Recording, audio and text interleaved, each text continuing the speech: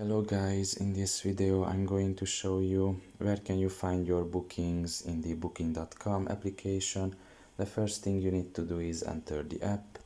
Once you are done with that and you are in the home page, you should look down below and select there the third option, which is bookings.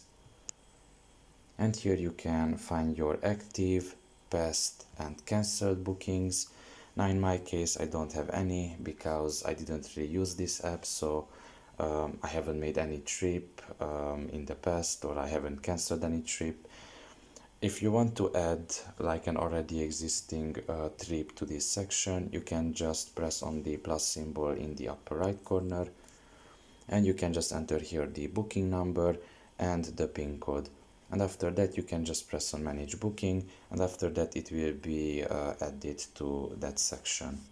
So pretty much this is all about it. I hope this video was helpful to you. Thank you for listening and see you next time. Bye bye.